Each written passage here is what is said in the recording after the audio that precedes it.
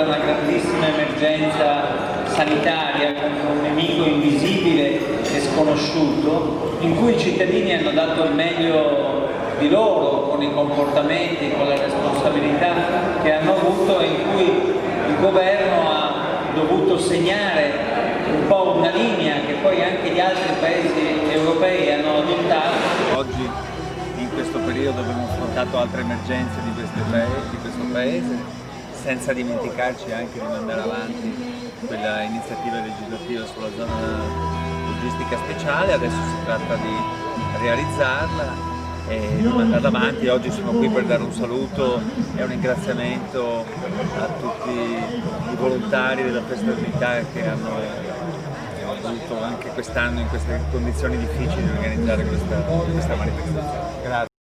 Il sottosegretario alla Presidenza del Consiglio dei Ministri alla Festa dell'Unità di Stienta. Nel tardo pomeriggio di ieri, l'onorevole Andrea Martella è stato ospite alla manifestazione di Zampine. La festa DEM a carattere provinciale è una delle poche organizzate in Veneto. Martella, accompagnato dal segretario provinciale del PD Giuseppe Traniello Gradassi e dagli altri dirigenti DEM polesani, appena arrivato a Stienta ha subito fatto un giro tra gli stand della festa, ha incontrato e salutato i volontari che ogni sera dal 7 al 16 agosto sono impegnati nei vari servizi e nell'organizzazione della Kermesse. Certo, ha detto il sottosegretario, ci tengo ad essere qui a Stienta per ringraziare personalmente i tanti volontari e militanti che si danno da fare per organizzare questa festa, all'insegna della partecipazione e del confronto. Un impegno più che meritorio, soprattutto in un periodo difficile come questo.